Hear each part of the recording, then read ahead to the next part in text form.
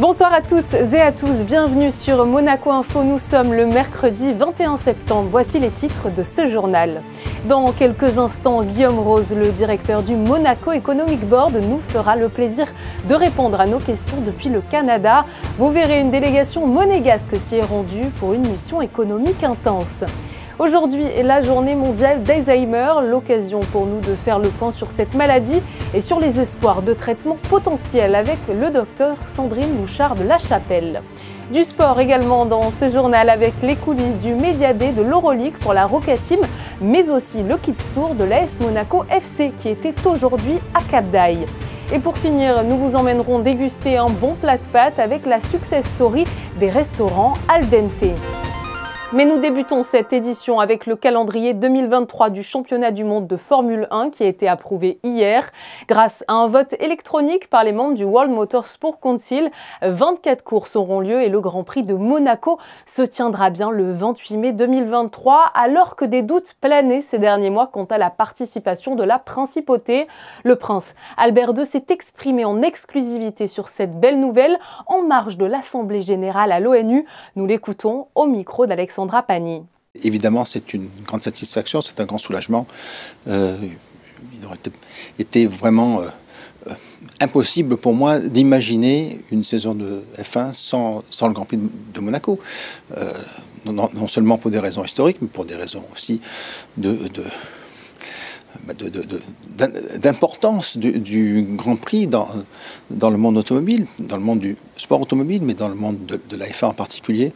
Et puis, bien entendu, c'est évidemment, comme tout le monde le sait, un moment important de la vie de la principauté sur plusieurs plans, sur le plan économique, et bien sûr, mais sur le plan du prestige et de la notoriété.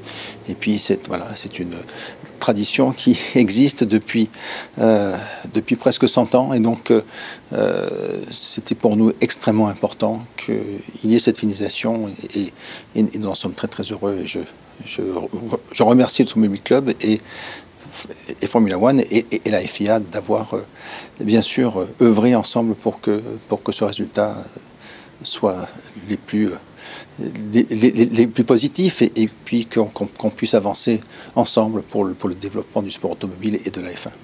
Vous venez de l'entendre, le prince Albert II qui remercie l'Automobile Club de Monaco et justement son président Michel Boéry s'est exprimé dans un communiqué, je le cite, « Dans l'intérêt du championnat du monde de Formule 1 et après plusieurs mois de négociations, nous sommes fiers d'annoncer que nous avons signé un contrat de 3 ans avec Formula One, ce contrat qui est d'ailleurs susceptible d'être renouvelé. » Fin de citation.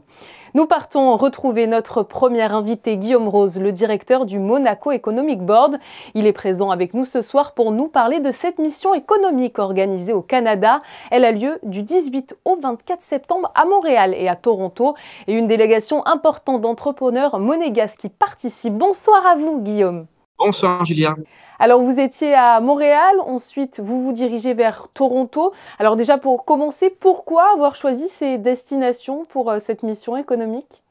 Eh bien, pour nous, c'est très simple. La question qui se pose est géopolitique. Actuellement, l'Ukraine est en conflit, ce qui déstabilise une grande partie de l'Europe, bien évidemment. Les États-Unis mènent le jeu mondial de l'économie, on le voit notamment avec la remontée du dollar. Donc, il nous fallait nous tourner vers le continent nord-américain. Pour nous y tourner, la première porte d'entrée naturelle, c'est le Québec, avec ses possibilités francophones, avec des entrepreneurs qui ont une vision culturellement un petit peu amortie par rapport à nos entreprises monégasques, mais tout en gardant un œil totalement nord-américain. Quels sont les entrepreneurs monégasques qui vous ont accompagné? Je crois que leurs activités sont d'ailleurs très variées. Alors oui, on a une délégation extrêmement variée, c'est ça qui est très intéressant. On a un grand cabinet d'avocats avec le cabinet Giacardi Brezzo qui a pu rencontrer les très grands cabinets montréalais. On a aussi beaucoup d'entreprises dans la tech. Donc on est aujourd'hui dans le sein des saints de la tech canadienne, puisqu'on est alors dans la société Santech qui est une émanation du gouvernement québécois et qui incube les grandes startups de demain, enfin les grandes startups d'aujourd'hui qui seront les grandes sociétés canadiennes de demain. Donc, on a non seulement de la tech, mais on a aussi du négoce, puisqu'on a par exemple l'orangerie qui est avec nous. On a une très grande variété d'entreprises très diverses, avec des profils très divers, avec des expériences très diverses, et qui trouvent ici leur contrepartie. Un mot sur les thèmes forts de votre programme entre découverte des destinations économiques et échange avec les entrepreneurs. Alors, nos journées sont assez chargées, on peut le dire. C'est un programme très, très dense. On alterne entre visites d'incubateurs, par exemple, mais aussi conférences économiques sur les ressorts de l'économie montréalaise, rendez-vous en direct avec des entreprises déjà implantées à Montréal sur lesquelles on cherche des partenariats, des débouchés, éventuellement des fournisseurs, éventuellement des acheteurs. Donc, les rendez-vous se multiplient tout au long de la journée. On commence à 8 heures du matin et on finit avec le traditionnel dîner où on invite les gens que nous avons pu voir dans la journée et où on se détend un petit peu. On est aussi en partenariat complet avec le consulat de Monaco à Montréal, Madame Diane Vachon, et surtout l'ambassade de Monaco aux États-Unis et au Canada, son Excellence Maggie Macario, qui est avec nous et qui nous soutient totalement sur l'ensemble de nos rendez-vous. Le lundi 19 septembre, journée business à Montréal, suivie d'une journée business à Toronto ce mercredi 21 septembre.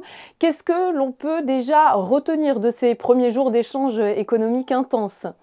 Alors, jusqu'ici, nous avons pu rencontrer peut-être même plus d'entreprises que nous l'attendions, puisque le tissu montréalais est extrêmement réactif. Donc, sachant qu'une délégation monégasque était là, tout le monde est venu. Et puis, il faut aussi avouer que nous avons beaucoup d'émigrés, je dirais, monégasques, qui vivent à Montréal et qui nous aident aussi.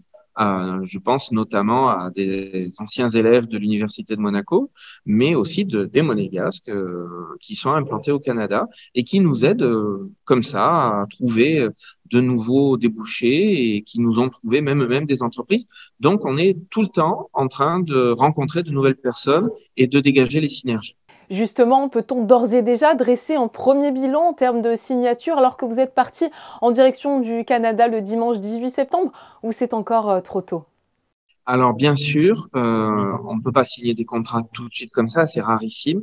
Mais en revanche, l'important, c'était qu'on commence à se parler, qu'on commence à savoir qui fait quoi, comment, que, par exemple, quand on prend l'exemple de l'avocat, les grands cabinets qu'il a vus savent qu'ils ont la possibilité de le contacter. C'est très important. En fait, ce sont les rapports humains qui sont le plus importants. Et puis, bien sûr, dans la tech, ici, on apprend énormément de choses. Donc, nos sociétés, qu'elles soient dans la fintech, donc dans ce qui est finance, ou alors dans la création de logiciels, ou alors dans la création de solutions informatiques pour les entreprises, sont en train d'apprendre à tous les niveaux et puis surtout de pouvoir continuer leur action par des moyens qui sont déjà expérimentés ici en Amérique du Nord, au Canada, et qu'ils peuvent ramener à Monaco. En fait, c'est une question de transfert de compétences aussi. Merci beaucoup à vous, Guillaume Rose, d'avoir accepté notre invitation sur Monaco Info et surtout, nous vous souhaitons de nombreux échanges économiques pour la suite de cette mission. Merci beaucoup et très bonne soirée. Double événement hier pour l'Union des femmes monégasques avec l'inauguration de l'exposition « Les femmes squattent l'environnement » et la signature du pacte national pour la transition énergétique. Cet événement s'est déroulé en présence de la princesse de Hanovre et de nombreux autres officiels de la principauté. Cette soirée était aussi soutenue par le Comité pour la promotion et la protection des droits des femmes, dont la déléguée interministérielle Céline Cota-Lorda est par ailleurs ambassadrice du pacte national. À l'heure actuelle, 1698 particuliers et 305 entités ont signé le pacte national pour la transition énergétique.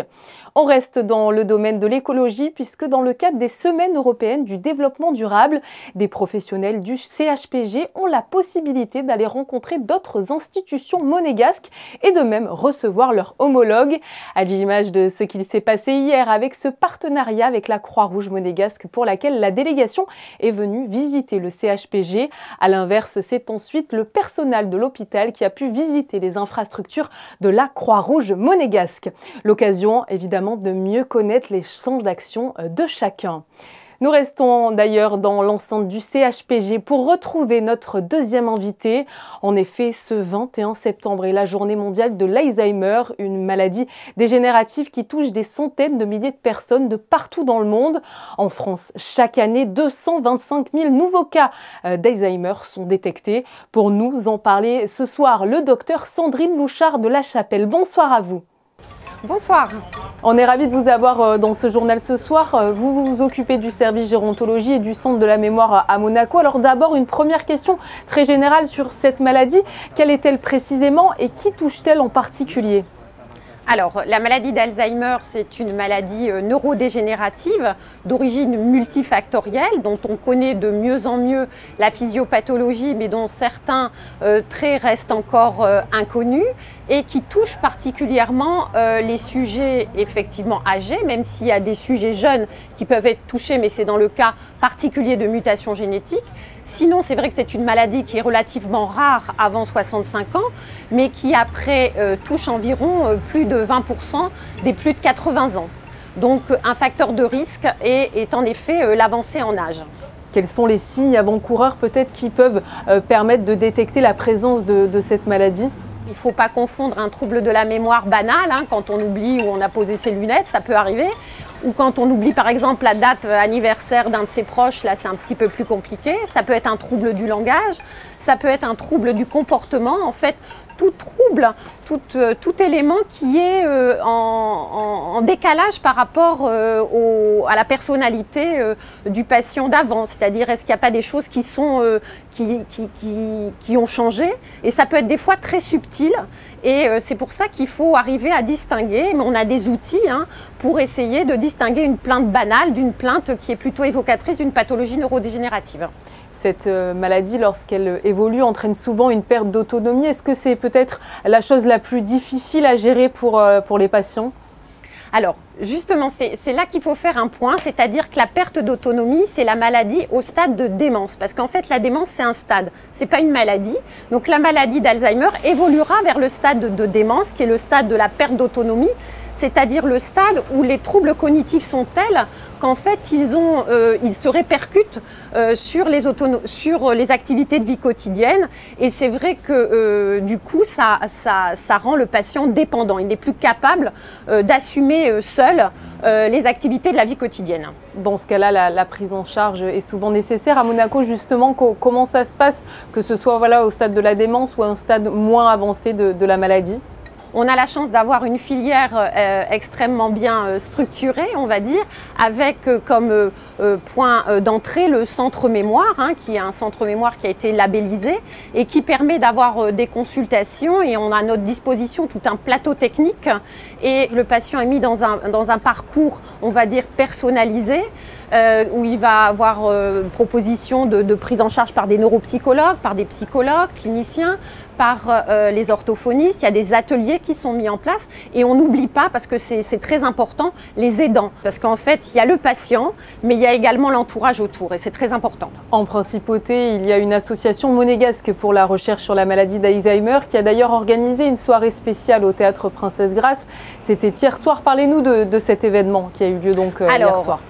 Effectivement, donc l'AMPA, l'association monégasque pour la recherche sur la maladie d'Alzheimer, est d'ailleurs notre partenaire avec la filière, et l'AMPA et sa présidente Catherine Pastor a organisé hier une soirée où il y a eu la diffusion d'un film que je vous recommande d'ailleurs, Une vie d'aimante, qui est un film très fin qui traite des troubles du comportement dans le cadre des pathologies neurodégénératives et qui s'est suivi d'un débat avec le professeur Bringer et Fabrice Xil qui sont particulièrement affûtés dans tout ce qui est du domaine de l'éthique.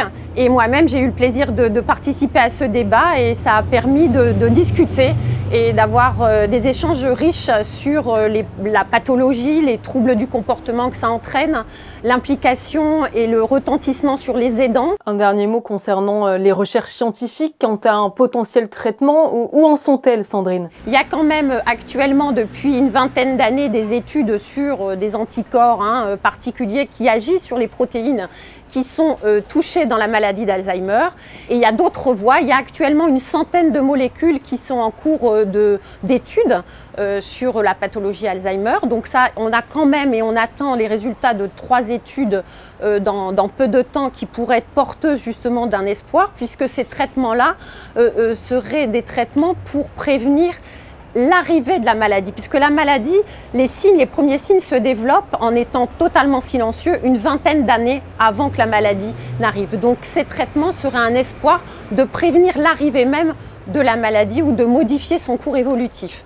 Et puis ensuite, il faut surtout insister sur la prévention, parce que la prévention, c'est maintenant. Et il y a eu beaucoup d'études qui ont mis en évidence des facteurs de risque modifiables de l'incidence globale des démences, donc Alzheimer et autres. Et ces facteurs de risque modifiables, ça peut être le traitement de la dépression, le fait d'avoir des activités sociales, d'être motivé, le fait de bouger, le fait d'avoir une alimentation saine. Merci beaucoup à vous, Sandrine Louchard de La Chapelle, d'avoir été avec nous sur Monaco Info pour nous parler donc de la maladie d'Alzheimer. Merci à vous. Le début de saison se rapproche pour la Roca Team avant leur premier match de championnat face à Nanterre ce samedi. Joueurs et membres du staff sont passés sous les projecteurs pour le traditionnel Media Day. Yannick Debever et Kevin Garcia ont suivi cette matinée rien que pour vous. Avant de pouvoir le faire sur le terrain, les Roca Boys font le show devant les objectifs. Natural. No, it's, you know, everyone is excited because everyone knows when it's media day, it's really soon the season starts. So. Ce Media Day était l'occasion de découvrir les nouveaux maillots de la Roca Team. Les couleurs restent les mêmes, du blanc et du noir, avec quelques détails en plus. Les sponsors différents déjà, un peu plus de rouge et blanc, et puis plusieurs rappels au blason de la principauté. So I didn't really have the time to look at it, but they're very similar to last year, so you know, hopefully they're gonna bring us luck too. Ça change des fesses, ça c'est sûr, après 4 ans, c'est vrai. Maintenant, les maillots sont bien, c'est une bonne couleur et en espérant d'apporter ces maillots au plus haut. La bonne humeur ambiante ferait presque oublier que l'AS Monaco Basket est à l'aube d'une saison qui s'annonce très exigeante et avec de très grandes ambitions. Pour remplir les objectifs, il ne manquait plus qu'un vice-champion d'Europe pour compléter l'armada monégasque. Mais je suivais un peu la prépa, on a un groupe WhatsApp avec les gars, on a pu échanger un peu. J'ai échangé avec le coach et tout, et j'ai pu voir un peu ce qu'il faisait. Et ça avait très bien se passer, donc je suis content d'être là. Moi, je suis en forme, hein, ça fait depuis juillet qu'on ne s'est pas trop arrêté. Un peu fatigué, mais en forme, hein, je me sens bien physiquement. Et, ouais, il me tarde de commencer. Le premier match de Betclic Elite, c'est ce samedi à Nanterre. Après une préparation intense de 3 semaines dans 3 pays différents, la Roca Team semble déterminée pour démarrer la compétition. I'm John Brown III, and this is my battle cry.